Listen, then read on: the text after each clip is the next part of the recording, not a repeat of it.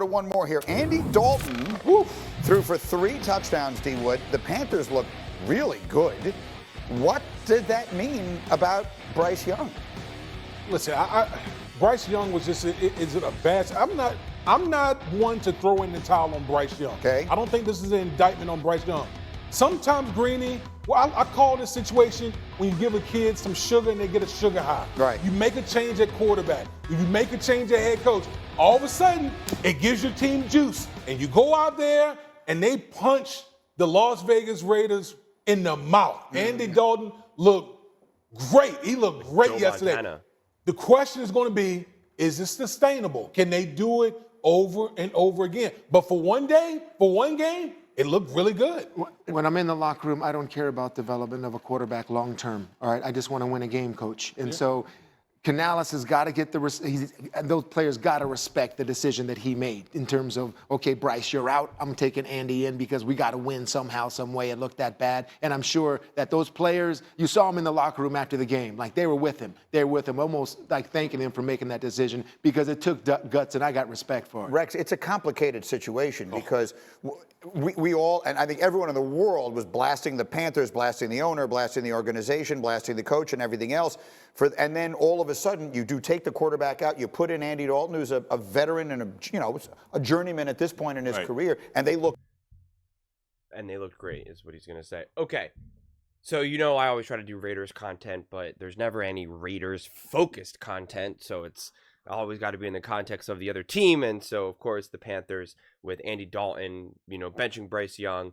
And now I'm like trying to figure out really more than anything how Raiders fans feel about this loss, because I want to contextualize it. I want to add some context to what I saw and what I think is important to emphasize, because I use the Panthers as a, consistently throughout all my videos, honestly, as an example of like, well, at least you're not the Panthers, you're not the Panthers. Oh, like, you're not as bad as the Panthers, not as bad as the Panthers. Like, it's always like my go-to team. Oh, you could send so-and-so to the Panthers and they would still be losing, right?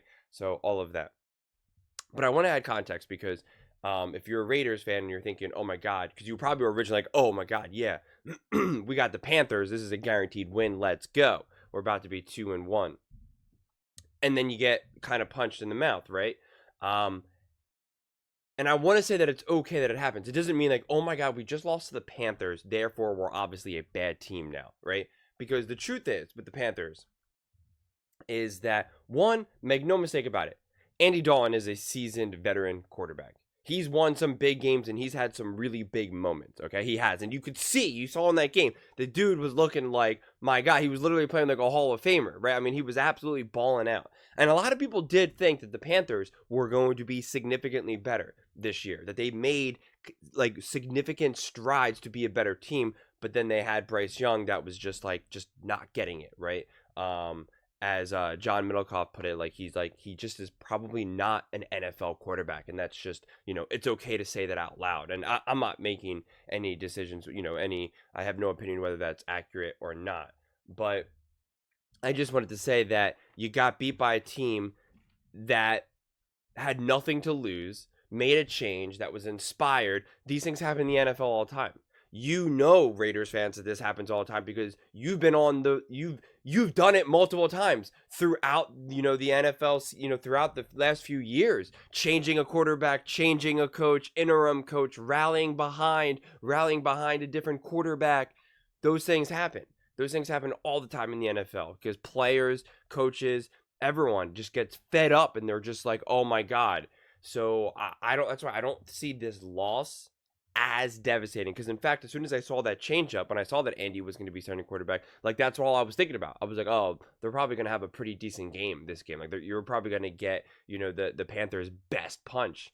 And they did, right? They did. I mean, and some of the throws that Andy was making, you were just like, oh my God, well, hats off to you, man. Like, what are you going to do?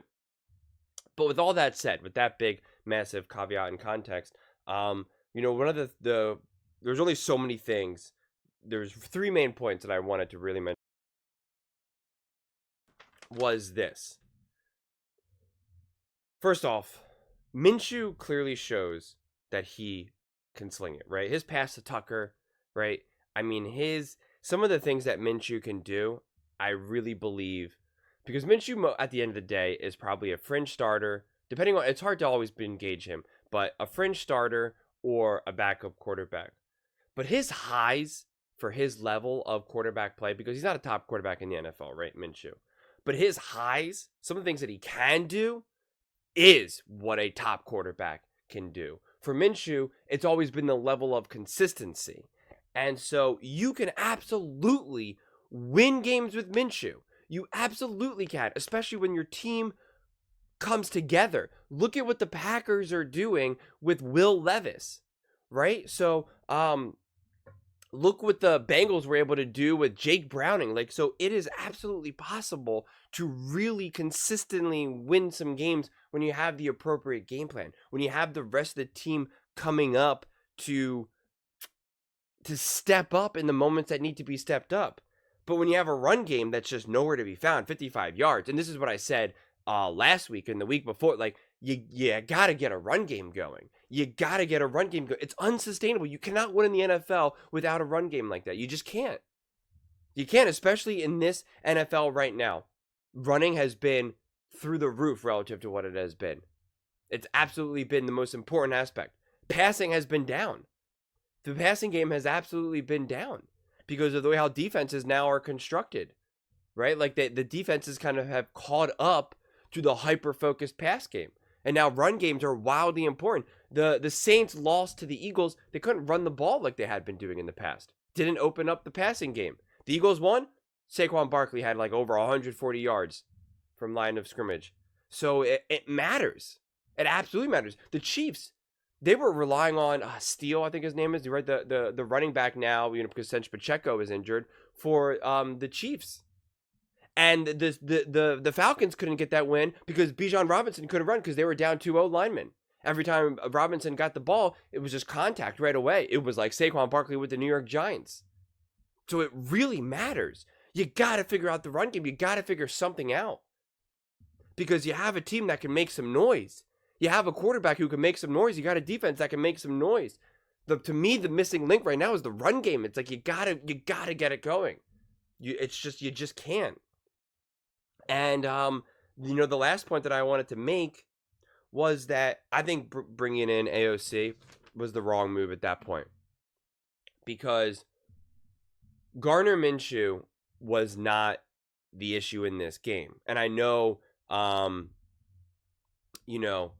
Raiders were like, well, the game was kind of like out of control. And so, we got two quarterbacks, so we wanted to throw in AOC.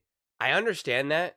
And when your quarterback room and is more defined as in who the starter is, and although I think Minshew is defined as a starter, you still start to think, well, what happens if we put AOC? Because I know the fans were divided even. Because in previous Raiders videos, people were either very high on Minshew or very high on AOC. So it's just, when you do that, it's not the biggest deal, but it just has the potential to just mess things up a little bit in the locker room. And again, if you had a more clearly defined quarterback room, then it would be like totally fair game. Then you would be like, yeah, whatever. Minshew's a starter. We're just throwing in AOC now at this moment, right? That's just, to me, that's not how that landed, right? This is like, this game's not going well. We're not winning. Let's throw in AOC and see what happens. And it's like, you got to get behind your quarterback. You're not going to win games. You're not going to go far this season without having a unified locker room, without having a unified plan, without having the confidence of the organization, of your team, of the players. This is the best team that we're putting forward. Otherwise, there's always that doubt. There's always that question mark. That's always the problem when you have multiple quarterbacks like that, because it's always like, well, what do we have?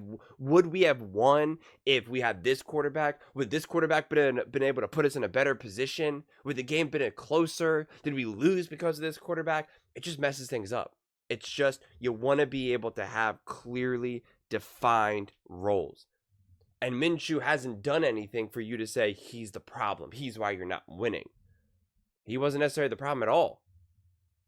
So I just think the Raiders have to be careful with their next future decisions that they're making moving forward. They got to figure out the run game. All hands on deck has to be able to figure out, how do we get this run game going? What do we need to do? You get the run game going, you could have just still won that game, and the score is 2-1. But with no run game, it's just brutal. In 2024, without a run game, you're not going to win games. You're just not. No matter who your quarterback is, Patrick Mahomes, Stafford, CJ, it's just brutal. It really, really is. When you look at some of these other big games that these other quarterbacks have won, again, the CJ Strouds of the world, the Mahomeses of the world, it's the run game. And the run game, look at the Packers. They have Malik Willis, and the run game has been massive for them. Absolutely, positively massive. And I'm taking notes for all these teams that lost, and the run game was nowhere. I mean, I wrote it in like multiple. I got all my notes, and all these games that were lost, the run game wasn't there. It was not there, or it was majority by the quarterback, and that's also unsustainable.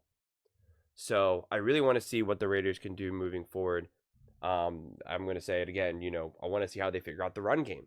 They got to figure out the run game. I don't want to be a broken record, but I think the Raiders can do more, but they have to figure some stuff out. And I'm not seeing enough progress in that regard.